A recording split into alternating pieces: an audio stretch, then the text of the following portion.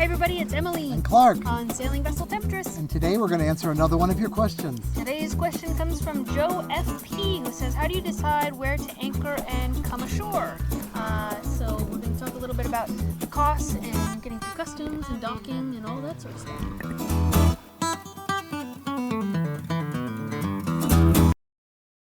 Okay, to come ashore, I'm going to go through what they call the Zarpe procedure.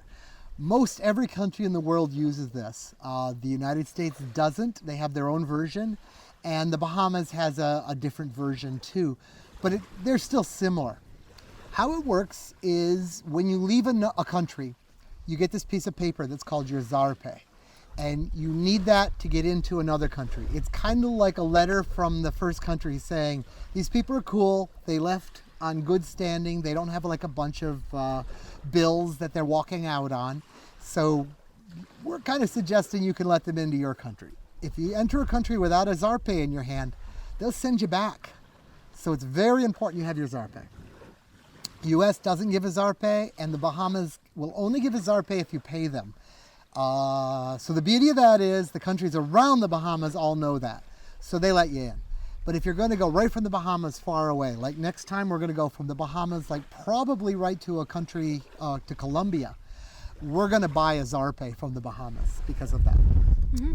Okay, so you enter a country, you've got your Zarpe. You also need a crew list. Crew list is a list of all the people on the boat with their passport numbers and all those things. And the first thing you do is you find the port captain, and you go into the port captain, and the port captain looks at your paperwork and looks at your boat documentation and your Zarpe, and he says everything looks good, and he'll send you off to immigration, but he'll tell you what the procedure is. It can be a little different. So you go off to immigration. The immigration officer will go through the visa procedure with you and stamp your passport, and now you're legally in the country.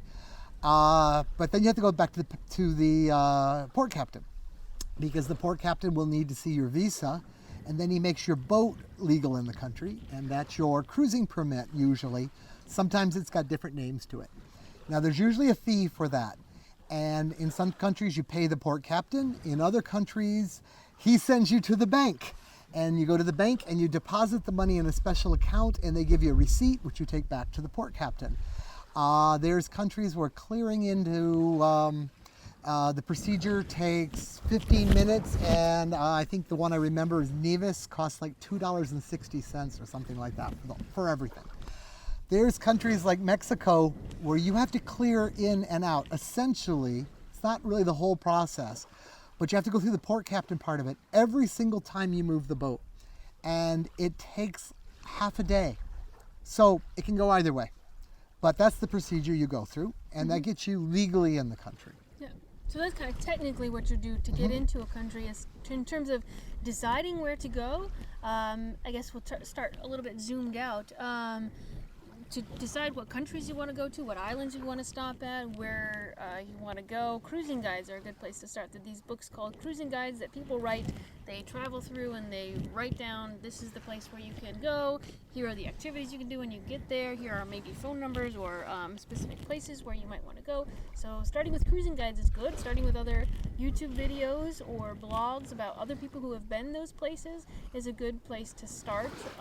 For us especially, there's a lot of tourist things and commercials and stuff like that, but we really avoid most of those things. We kind of blaze our own trail based on cruising guides and what other people are doing on a budget, in this lifestyle. And there's also if you just go to tourism and go to tourism websites, they're going to sell you things that are accessible by land, not so much things that you'd have to take a boat to get to. So it's kind of different territory. You want a guide that's based on a sailboat. It matters. It could be a beautiful bay, but if it's too shallow, you can't get into it. Or if there's a reef, or just the waves are bad. So you want to know it from a boat point of view. The cruiser community is a great source too. Once you get out, you're likely to meet somebody that's going in the opposite direction. And the beauty of that is they have the very best and most current information about where they just left and where you're going to. Also, we're starting a series. We've got one video out so far that gets somebody from Southern Florida to Georgetown. We're calling it the Video Cruising Guide. And it'll be a little different. It's not telling you how to go everywhere, but it very specifically tells you how to go someplace. So it is important to check where you go. You could just take a boat and, look at a map and decide to go someplace. It is important to consult other people in those cruising guides because a lot of islands are private. And some you can't go ashore. Sometimes you can't just say, oh, there's a great beach, I want to walk on it because somebody owns it. So it is important to check those things on the cruising guides. Yep. The other way, as Emily kind of alluded to, when you get more and more experienced, you can just look at a chart and you can say, in this wind, with the waves we've had recently, that's going to be a great place. It doesn't tell you what's on land. It doesn't tell you whether you can legally use the beach, but it tells you where you can safely put the boat. And very often, you'll go someplace and anchor and just spend a few days resting up from your last crossing and then take off again and never even launch the dinghy. So you just need a safe, quiet place to rest. And for that, start out with cruising guides, but eventually you'll just look at a chart and know. If you come into a new bay and you see everybody anchored in one spot, that doesn't mean you should anchor right on top of them. Look at your chart. Find a spot for yourself. Spread out a little bit. It's an absolute mark that you are a newbie and you don't have a clue about how to deal with cruising if you anchor right on top of somebody that anchored someplace. So big picture cruising guides, and then when you zoom in, looking at the charts. And then in terms of cost, we avoid marinas at all costs. Some people stay in marinas for multiple nights. There's usually a fee per night based on the length of your boat is usually how it goes.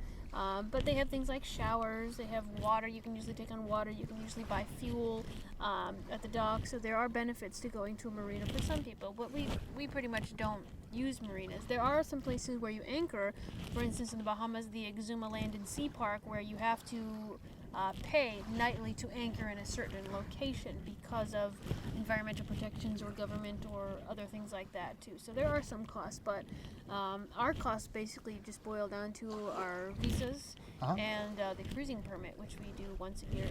So here in the Bahamas anyway. Yeah, it's most of the world, it's absolutely free to anchor in. As long as it's above the below the high tide line, it's free to use.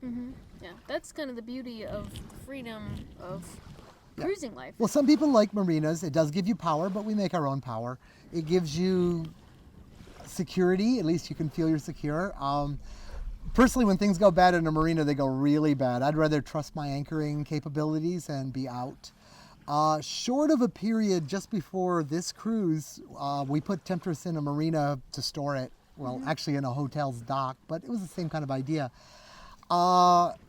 If you go back in time from then, it was 2000 since I used a dock for anything except for taking on water or taking on fuel. Yeah, so Temptress really is out on the water all the time. Yep, I had developed my own mooring in Tampa, so I stored her on a mooring for a while, which was, I consider, my own anchor. Anything else? That's about it. I think that would get you around the world on a sailboat. Yeah, so that's kind of a basic overview. If you guys have more questions, please ask down below. We love the comments, and we're here to answer. Yep, we look forward to answering more of your questions soon. See you later. Bye.